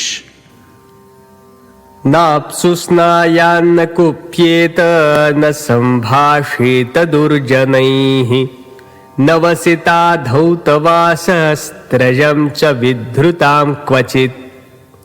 অনুবাদ। কশ্যপ মুনি বললেন, হে ভদ্রে, কখনো জলের মধ্যে প্রবেশ করে স্নান করো না, কখনো ক্রুদ্ধ হও না, দুর্জনের সঙ্গে সম্ভাষণ করো না, অধৌত বস্ত্র পরিধান করো না, পূর্বধৃত মালা কখনো পুনরায় ধারণ করো না। শ্লোক 49। नोच्छिष्टं चण्डिकान्नं च सामिषं वृषलाहृतं भुञ्जितोदक्यया दृष्टं पिबेन्नाञ्जलिनां त्वपः। অনুবাদ। কখনো উচ্ছিষ্ট অন্ন ভোজন করবে না, ভদ্রকালী প্রভৃতির উদ্দেশ্যে নিবেদিত অন্ন অথবা মাংস বা মাছযুক্ত অপবিত্র অন্ন কিংবা শূদ্রের দ্বারা আনিত অন্ন অথবা রজস্বলা রমণী দৃষ্ট অন্ন ভোজন করবে না, এবং অঞ্জলির দ্বারা জল পান করবে না। তাৎপর্য: সাধারণত কালীকে মাংস এবং মাছযুক্ত নৈবেদ্য নিবেদন করা হয় এবং তাই কশ্যপ মুনি তার পত্নীকে সেই ধরনের খাদ্য গ্রহণ করতে কঠোরভাবে নিষেধ করেছেন। প্রকৃতপক্ষে বৈষ্ণবেরা দেবদেবীর প্রসাদ গ্রহণ করেন না, বৈষ্ণবেরা সর্বদা কৃষ্ণপ্রসাদ গ্রহণ করেন। এইভাবে কশ্যপ মুনি বিবিধ নিষেধের মাধ্যমে তাঁর স্ত্রী দিতিকে বৈষ্ণবী হওয়ার উপদেশ দিয়েছিলেন। শ্লোক 50। नोच्छिष्टा स्पृष्टसलिला सन्ध्यायां मुक्तमूर्धजा अनर्चिता संयतवाक् नासंविता बहिश्चरेत्। অনুবাদ: আহারের পর মুখ, হাত এবং পা না ধুয়ে সন্ধ্যাবেলা কেশ মুক্ত করে অলঙ্কার রহিত হয়ে বাক সংযত না হয়ে এবং সর্বাঙ্গ আবৃত না করে কখনো বাইরে যাওয়া উচিত নয়। তাৎপর্য: কশ্যপ মুনি তার পত্নীকে যথাযথভাবে অলঙ্কৃত না হয়ে এবং বস্ত্রভূষিত না হয়ে বাইরে না যেতে উপদেশ দিয়েছিলেন। এখন যে মেয়েদের অর্ধনগ্ন পোশাকে ঘুরে বেড়ানোর ফ্যাশন হয়েছে তা তিনি অনুমোদন করেননি। প্রাচ্য সভ্যতায় যখন কোনো স্ত্রী বাইরে বেরোন তখন তাকে এমনভাবে আবৃত থাকা উচিত যাতে কেউ তাকে চিনতে না পারে। পবিত্রকরণের জন্য এই সমস্ত বিধি স্বীকার করা উচিত। কেউ যদি কৃষ্ণ ভক্তির পন্থা অবলম্বন করেন তাহলে তিনি সম্পূর্ণরূপে পবিত্র হন এবং সর্বদা জড়জগতের কলুষের অতীত থাকেন। শ্লোক 51। नाधौतपादा प्रयता नार्द्रपादा उदक्षिराः शयितना नान्यैर्नग्ना न च सन्धयोः। অনুবাদ: পা না ধুয়ে অথবা ভিজে পায়ে উত্তর দিকে বা পশ্চিম দিকে মাথা রেখে অথবা অন্য স্ত্রীলোকের সঙ্গে কিংবা নগ্ন অবস্থায় অথবা সূর্যোদয় বা সূর্যাস্তের সময় কখনো শয়ন করবে না। শ্লোক 52। धौतवासा शुचिर्नित्यं सर्वमङ्गलसंयुता पूजयेत् प्रातराशात् प्राग्गो विप्रां श्रियमच्युतम्। অনুবাদ: ধৌত বস্ত্র পরিধান করে সর্বদা পবিত্র এবং হরিদ্রা চন্দন আদি মঙ্গল দ্রব্যযুক্ত হয়ে প্রাতরাশের পূর্বে গো, বিপ্র, লক্ষ্মী ও অচ্যুতের পূজা করবে। তাৎপর্য: কেউ যখন গাভী এবং ব্রাহ্মণদের শ্রদ্ধা এবং পূজা করার শিক্ষাপ্রাপ্ত হন তখন তিনি প্রকৃতপক্ষে সভ্য হন। ভগবানের পূজা করার বিধান দেওয়া হয়েছে এবং গাভী ও ব্রাহ্মণ ভগবানের অত্যন্ত প্রিয়। নম ব্রহ্মণ্য দেবায় গো ব্রাহ্মণ হিতায় চ। অর্থাৎ যে সভ্যতায় গাভী এবং ব্রাহ্মণদের শ্রদ্ধা করা হয় না সেই সভ্যতার নিন্দা করা হয়েছে। ব্রাহ্মণোচিত গুণাবলী অর্জন না করে এবং গোরক্ষা না করে কখনো আধ্যাত্মিক উন্নতি লাভ করা যায় না। গোরক্ষার ফলে যথেষ্ট দুগ্ধজাত খাদ্য প্রাপ্ত হওয়া যায় যা উন্নত সভ্যতার জন্য অত্যন্ত আবশ্যক। গোমাংস আহার করে সভ্যতাকে দূষিত করা উচিত নয়। উন্নত সভ্যতাকে বলা হয় আর্য সভ্যতা। গোহত্যা করে গোমাংস খাওয়ার পরিবর্তে সভ্য মানুষদের কর্তব্য নানা প্রকার দুগ্ধজাত খাদ্য তৈরি করা, যার ফলে সমাজের উন্নতি সাধন হবে। কেউ যখন ব্রহ্মণ্য সংস্কৃতির অনুসরণ করেন তখন তিনি কৃষ্ণ ভক্তি লাভের যোগ্যতা অর্জন করেন। শ্লোক 53। स्त्रियो वीरवतिश्चार्चे स्त्रगन्धबलिमण्डनैः पतिं चार्चोपतिष्ठेत ध्यायेत् कूष्ठगतं च तम्। অনুবাদ: পতি পুত্রবতী স্ত্রীদের মালা, চন্দন, উপহার ও অলংকার দ্বারা পূজা করবে আর পতিকে সম্যক রূপে অর্চনা করে তার স্তব করবে এবং পতিকে গর্ভে অবস্থিত মনে করে ধ্যান করবে। তাৎপর্য: গর্ভস্থ শিশু পতির শরীরের অংশ, তাই পতি তাঁর প্রতিনিধির মাধ্যমে পরোক্ষভাবে তাঁর গর্ভবতী স্ত্রীর গর্ভে থাকেন। শ্লোক 54। संवत्सरं पुंसवनं व्रतमेतदविप्लुतं धारयिष्यसि चेत्तुभ्यं शक्रः भविता सुतः। অনুবাদ: কশ্যপ মুনি বললেন, তুমি যদি 1 বছর ধরে পুংসবন নামক এই ব্রত নির্বিঘ্নে শ্রদ্ধা সহকারে ধারণ করতে পারো, তবে তোমার ইন্দ্রঘাতী একটি পুত্র উৎপন্ন হবে। কিন্তু এই ব্রত ধারণে যদি কোনো বিঘ্ন হয়, তাহলে সেই পুত্র ইন্দ্রের বন্ধু হবে। শ্লোক 55। बाढमित्यभ्युपेत्याथ दितिराजन्महामनाः कश्यपाद्गर्भमाधत्त व्रतं चाङ्गोदधारसा। অনুবাদ: হে মহারাজ পরীক্ষিত, কশ্যপের পত্নী দিতি পুংসবন নামক সংস্কার অনুষ্ঠান করতে সম্মত হয়েছিলেন। তিনি বলেছিলেন, হ্যাঁ, আপনার উপদেশ অনুসারে আমি তাই করব। তারপর তিনি প্রফুল্ল চিত্তে কশ্যপ থেকে গর্ভধারণ করেছিলেন এবং যত্ন সহকারে ব্রত পালন করতে শুরু করেছিলেন। শ্লোক 56। मातृष्वसुरभिप्रायम् इन्द्र आज्ञायमानद शुश्रूषणेनाश्रमस्थां दितिं पर्यचरत् कविः। অনুবাদ: হে মানদ রাজন, দিতির অভিপ্রায় ইন্দ্র বুঝতে পেরেছিলেন এবং তাই তিনি নিজের স্বার্থ সিদ্ধির জন্য আত্মরক্ষায় প্রকৃতির শ্রেষ্ঠ নিয়ম এই নীতি অনুসারে দিতির ব্রত ভঙ্গ করতে চেয়েছিলেন। এইভাবে তিনি স্বয়ং তার মাতৃশ্বশা আশ্রমবাসিনী দিতির সেবা করতে লাগলেন।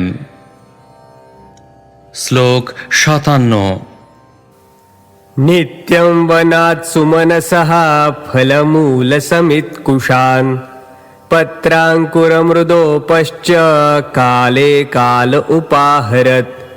অনুবাদ: ইন্দ্র প্রতিদিন বন থেকে ফুল, ফল, মূল, যজ্ঞকাষ্ঠ, কুশ, পত্র, অঙ্কুর, মৃত্তিকা ও জল ইত্যাদি নির্দিষ্ট সময় নিয়ে এসে তার মাতৃশ্বশার সেবা করতে লাগলেন।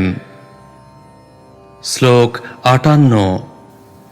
एवं तस्या व्रतस्थाया व्रतच्छिद्रं हरिर्नृप प्रेप्सुः पर्यचरज्जिह्नो मृगहेव मृगाकृतिः। অনুবাদ: হে মহারাজ পরীক্ষিত, মৃগহন্তা ব্যাধ যেমন মৃগচর্মের দ্বারা তার শরীর আচ্ছাদন পূর্বক মৃগরূপ ধারণ করে মৃগের সেবা করে, তেমনি ইন্দ্র অন্তরে দিতিপুত্রের শত্রু হওয়া সত্ত্বেও বাইরে বন্ধুভাব প্রদর্শন করে দিতির সেবা করেছিলেন। ইন্দ্রের উদ্দেশ্য ছিল দিতির ব্রত পালনে কোনো ত্রুটি পাওয়া মাত্রই দিতিকে প্রতারণা করা, কিন্তু তিনি সেই ভাব গোপন রেখে অত্যন্ত সাবধানতা সহকারে তার সেবা করে যেতে লাগলেন। শ্লোক 59। नाध्यगच्छद्रव्रतच्छिद्रं तत्परोऽथ महीपते चिन्तां तीव्रां गतः शक्रः केन मे स्याच्छिवं त्विह। অনুবাদ: হে মহিপতে, এইভাবে ইন্দ্র যখন দিতির ব্রত পালনে কোনো ত্রুটি খুঁজে পেলেন না, তখন তিনি ভাবতে লাগলেন কিভাবে আমার মঙ্গল হবে। এইভাবে তিনি গভীর চিন্তায় মগ্ন হয়েছিলেন। শ্লোক 60।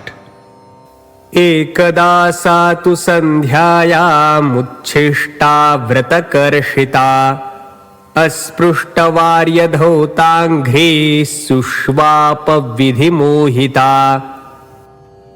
অনুবাদ: কঠোর ব্রত পালন করার ফলে দুর্বল এবং ক্ষীণ হয়ে দিতি একসময় আহারের পর দুর্ভাগ্যবশত মুখ, হাত এবং পা না ধুয়ে সন্ধেবেলায় ঘুমিয়ে পড়েছিলেন। শ্লোক 61। लब्ध्वा तदन्तरं शक्रो निद्रापहृतचेतसः दिते प्रविष्ट उदरं योगेशो योगमायया। অনুবাদ: এই ছিদ্র পেয়ে অনিমা, লঘিমা আদি যোগসিদ্ধির অধীশ্বর ইন্দ্র যোগ বলে গভীর নিদ্রায় অচেতন দিতির উদরে প্রবেশ করলেন। তাৎপর্য: সিদ্ধযোগী যোগীর অষ্টসিদ্ধি লাভ করেন। তাদের একটিকে বলা হয় অনিমা সিদ্ধি, যার ফলে যোগী পরমাণুর মতো ছোট হয়ে যেতে পারেন এবং সেই অবস্থায় তিনি যে কোনো স্থানে প্রবেশ করতে পারেন। এই যোগসিদ্ধির বলে ইন্দ্র গর্ভবতী দিদির উদরে প্রবেশ করেছিলেন। শ্লোক 62। चकर्त सप्तधागरभं वज्रेण कनकप्रभं रुदन्तं सप्तधैकैकं मारोदिरिति तान् पुनः। অনুবাদ: দিতির গর্ভে প্রবেশ করে ইন্দ্র স্বর্ণের মতো প্রভাবশালী সেই গর্ভকে বজ্রের দ্বারা 7 খণ্ডে কেটেছিলেন। 7টি খণ্ডে 7টি জীব রোদন করতে থাকলে ইন্দ্র তাদের রোদন করো না বলে আশ্বাস দিয়ে পুনরায় প্রতিটি খণ্ডকে 7 ভাগে কেটেছিলেন। তাৎপর্য: শ্রীল বিশ্বনাথ চক্রবর্তী ঠাকুর তাঁর টিকায় লিখেছেন যে ইন্দ্র তাঁর যোগশক্তির প্রভাবে এক মরুতের দেহ 7টি ভাগে বিস্তৃত করেছিলেন এবং তারপর মূল শরীরের সেই 7টি ভাগের প্রত্যেকটিকে 7 ভাগে কেটেছিলেন। তার ফলে 49টি ভাগ হয়েছিল। প্রতিটি শরীরকে 7 ভাগে কাটা হলে অন্য জীবাত্মারা সেই শরীরে প্রবেশ করেছিলেন। গাছের অংশ কেটে পর্বতে রোপণ করলে সেগুলি যেমন অন্য একটি গাছে পরিণত হয়, তেমনি তারা পৃথক সত্তা প্রাপ্ত হয়েছিলেন। প্রথম শরীর একটি ছিল, কিন্তু যখন তাদের বহু খণ্ডে কাটা হয় তখন অন্যান্য জীবেরা সে সমস্ত নতুন শরীরে প্রবেশ করেছিল। শ্লোক 63। तमूचुः पाट्यमानास्ते सर्वे प्राञ्जलयो नृप किं न इन्द्रजिघांससि भ्रातरो मरुतस्तव। অনুবাদ: হে রাজন, এইভাবে পীড়িত হয়ে তারা কৃতাঞ্জলি পূর্বক ইন্দ্রকে বললেন, হে ইন্দ্র, আমরা মরুত, তোমারই ভ্রাতা, অতএব কেন তুমি আমাদের হত্যা করার চেষ্টা করছো? শ্লোক 64। मा भैष्टभ्रातरो मह्यं यूयमित्याह कौशिकः अनन्यभावान् पार्षदान् आत्मनो मरुताङ्गणान्। অনুবাদ: ইন্দ্র যখন দেখলেন যে তারা তার অনুগত ভক্ত, তখন তিনি তাদের বললেন, যদি তোমরা আমার ভ্রাতা হও তাহলে তোমাদের আর কোনো ভয় নেই। শ্লোক 65। न ममारदितेर्गर्भः श्रीनिवासानुकम्पया बहुधा कुलिशक्षुण्णो द्रौण्यस्त्रीण यथा भवान्। অনুবাদ: শ্রীল সুখদেব গোস্বামী বললেন, হে মহারাজ পরীক্ষিত, আপনি যেমন অশ্বত্থামার ব্রহ্মাস্ত্রের দ্বারা দগ্ধ হলেও ভগবান শ্রীকৃষ্ণ মাতৃগর্ভে আপনাকে রক্ষা করেছিলেন, তেমনি দিতির গর্ভ ইন্দ্রের বজ্রের দ্বারা ৪৯ ভাগে খণ্ড বিখণ্ড হলেও শ্রীনিবাসের কৃপায় তা বিনষ্ট হয়নি।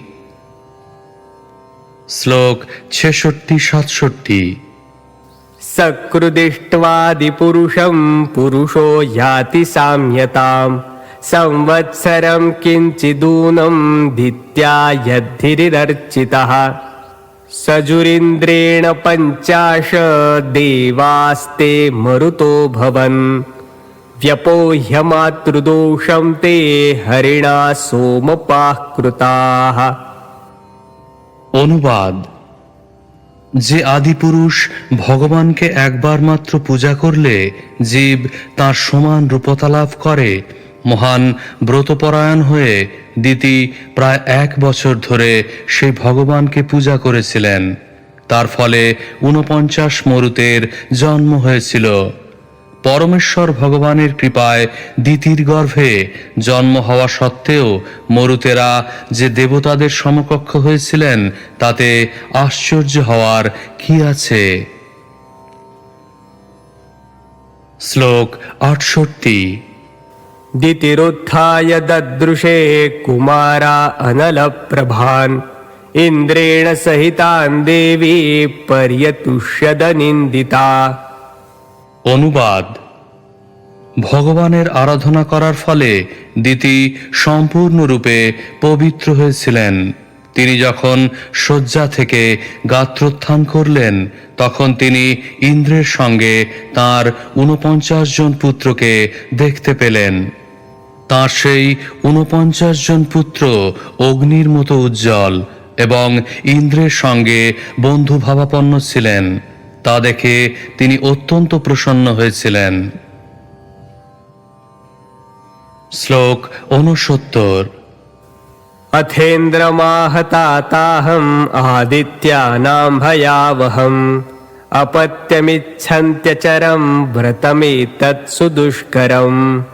অনুবাদ: তারপর দিতি ইন্দ্রকে বলেছিলেন, হে বৎস, তোমাদের দ্বাদশ আদিত্যদের বধ করার জন্য একটি পুত্র লাভের উদ্দেশ্যে আমি এই অতি দুষ্কর ব্রত পালন করেছিলাম।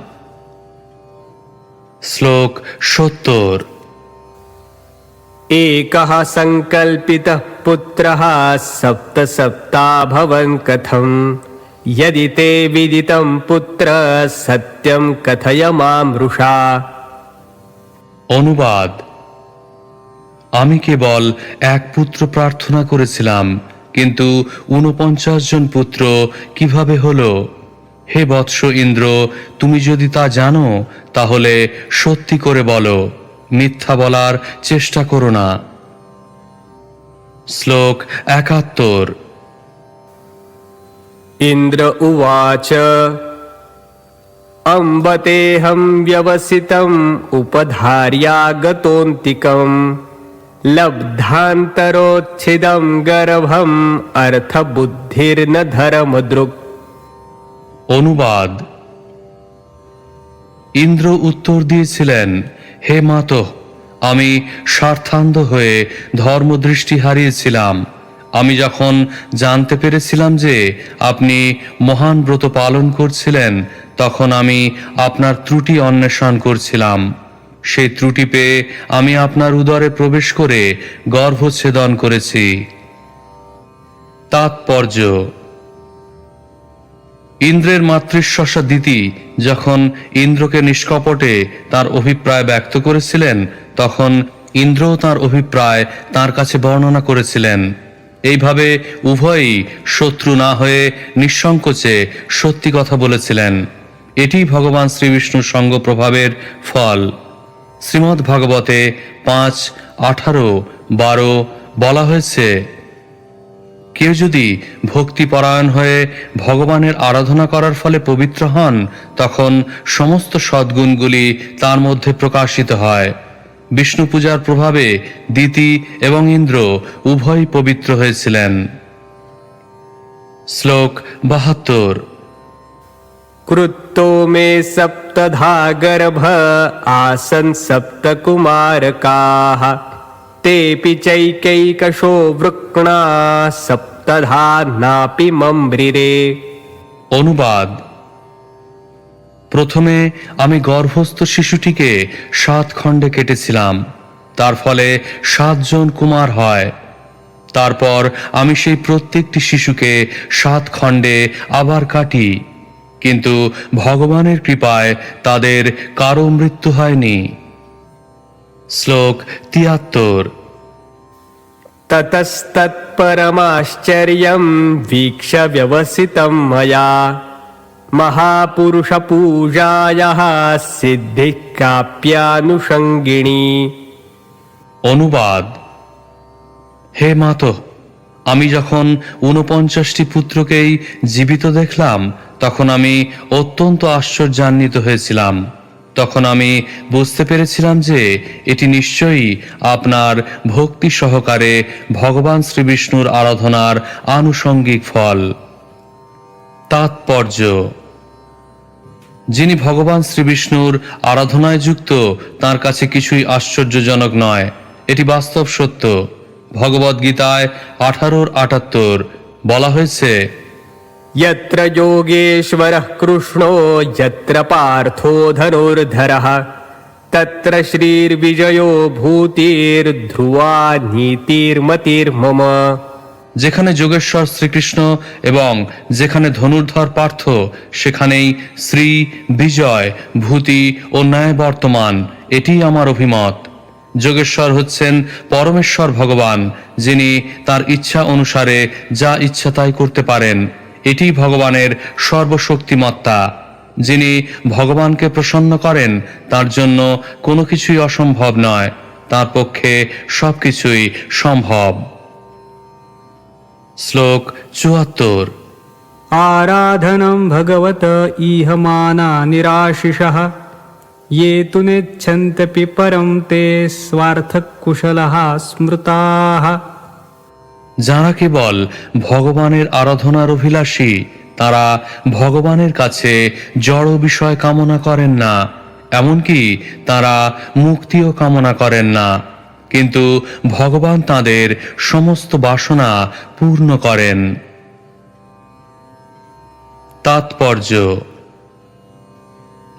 ধ্রুব মহারাজ যখন ভগবান শ্রীবিষ্ণুকে দর্শন করেছিলেন তখন তিনি তার কাছ থেকে কোনো বর প্রার্থনা করতে চাননি, কারণ তিনি ভগবানকে দর্শন করে সম্পূর্ণরূপে তুষ্ট হয়েছিলেন। কিন্তু তা সত্ত্বেও ভগবান এতই কৃপাময় যে ধ্রুব মহারাজ যেহেতু প্রথমে তার পিতার থেকেও শ্রেষ্ঠ রাজ্য কামনা করেছিলেন, তাই তিনি তাকে এই ব্রহ্মাণ্ডের সর্বোচ্চ লোক ধ্রুবলোকে উন্নীত করেছিলেন। তাই শাস্ত্রে বলা হয়েছে, अकामः सर्वकामो वा मोक्षकाम उदारधीः तीव्रेण भक्तिशोगेन यजेत पुरुषं परम्। যে ব্যক্তির বুদ্ধি উদার তিনি সব রকম জড় কামনাযুক্তই হন, অথবা সমস্ত জড় বাসনা থেকে মুক্তই হন, অথবা জড় জগতের বন্ধন থেকে মুক্তি লাভের প্রয়াসী হন, তার কর্তব্য সর্বতোভাবে পরমেশ্বর ভগবানের আরাধনা করা। শ্রীমদ্ ভাগবত 2:3-10। মানুষের কর্তব্য পূর্ণরূপে ভগবানের সেবায় যুক্ত হওয়া। তার ফলে যদি তার কোনো বাসনা নাও থাকে তাহলেও পূর্বের যে কোনো বাসনা যা তার ছিল তা সবই ভগবানের আরাধনা করার ফলে পূর্ণ হতে পারে। প্রকৃত ভক্ত ভগবানের কাছ থেকে কোনো কিছু বাসনা করেন না, এমনকি মুক্তিও নয়। অন্নাভিলাষিতা শূন্যম। কিন্তু ভগবান তার ভক্তকে অক্ষয় ঐশ্বর্য প্রদান করে তার কামনা পূর্ণ করেন। কর্মীর ঐশ্বর্য নষ্ট হয়ে যায়, কিন্তু ভক্তের ঐশ্বর্য অবিনশ্বর। ভক্তের ভক্তি যত বৃদ্ধি হয় তার ঐশ্বর্য তত বর্ধিত হতে থাকে। শ্লোক 75। आराध्यात्मप्रदं देवं स्वात्मानं जगदीश्वरं को वृणीत गुणस्पर्शं बुधस्यान्नरकेऽपि यत्। অনুবাদ: সমস্ত অভিলাষের চরম লক্ষ্য হচ্ছে পরমেশ্বর ভগবানের সেবক হওয়া। বুদ্ধিমান ব্যক্তি যদি পরম প্রিয় ভগবানের সেবা করেন যিনি তার ভক্তের কাছে নিজেকে পর্যন্ত দান করেন, তাহলে যে জড় সুখ নরকেও লাভ হয় তা কেন তিনি বাসনা করবেন? তাৎপর্য: বুদ্ধিমান ব্যক্তি কখনো জড় সুখ লাভের জন্য ভগবানের ভক্ত হবেন না, সেটি ভক্তের পরীক্ষা। সেই প্রসঙ্গে শ্রী চৈতন্য মহাপ্রভু শিক্ষা দিয়েছেন, न धनं न जनं न सुन्दरीं कवितां वा जगदीश कामये मम जन्मनि जन्मनीश्वरे भवताद् भक्तिर्हैतुकी त्वयि। হে ভগবান, আমি ধন সঞ্চয় করতে চাই না, সুন্দরী রমণী কামনা করি না, বহু অনুগামী লাভের বাসনাও আমার নেই। আমি কেবল চাই জন্ম জন্মান্তরে আপনার প্রতি যেন অহৈতুকী ভক্তি লাভ করতে পারি। শুদ্ধ ভক্ত কখনো ভগবানের কাছে ধন, জন, সুন্দরী স্ত্রী, এমনকি মুক্তি পর্যন্ত প্রার্থনা করেন না। কিন্তু ভগবান প্রতিজ্ঞা করেছেন, যোগক্ষেমং বহাম্মজ্ঝম, আমার সেবায় যা কিছু প্রয়োজন তা সবই আমি তার জন্য নিজে বহন করি। শ্লোক ৭৬। तदीदं मम दौर्जन्यं बालिशस्य महीयसी क्षन्तुमर्हसि मातस्त्वं दिष्ट्या गर्भो मृतोत्थितः। অনুবাদ: হে মহিয়সী মাতো, আমি মূর্খ, দয়া করে আমার সমস্ত অপরাধ আপনি ক্ষমা করুন। আপনার ভগবত ভক্তির বলে আপনার ৪৯ জন পুত্রই অক্ষত অবস্থায় জন্মগ্রহণ করেছে। শত্রুরূপে আমি তাদের খণ্ড খণ্ড করেছিলাম, কিন্তু আপনার মহান ভক্তির বলে তাদের মৃত্যু হয়নি। শ্লোক ৭৭। श्रीशुक उवाच इन्द्रस्तयाभ्यनुज्ञातः शुद्धभावेन तुष्टया मरुद्भिः सह तां नत्वा जगाम त्रिदिवं प्रभुः। অনুবাদ: শ্রী সুখদেব গোস্বামী বললেন, ইন্দ্রের এই উত্তম আচরণে দিতি অত্যন্ত প্রসন্ন হয়েছিলেন এবং ইন্দ্র তাঁর মাতৃশ্বশাকে শ্রদ্ধা ভরে প্রণাম করে তাঁর অনুমতিক্রমে ভ্রাতা মরুদ্গণ সহ স্বর্গে গমন করেছিলেন। শ্লোক ৭৮। एवं ते सर्वमाख्यातं यन्मां त्वं परिपृच्छसि मङ्गलं मरुतां जन्म किं भूयः कथयामि ते।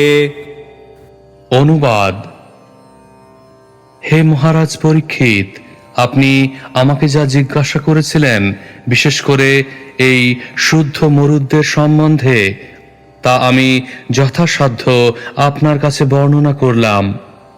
এখন আপনার আর কি প্রশ্ন আছে তা জিজ্ঞাসা করুন, তাহলে আমি তা বর্ণনা করব। ইতি শ্রীমদ্ ভাগবতের ৬ষ্ঠ স্কন্ধের দেবরাজ ইন্দ্রকে বধ করার জন্য দিতির ব্রত নামক ৮৮ অধ্যায়ের ভক্তি বেদান্ত তাৎপর্য।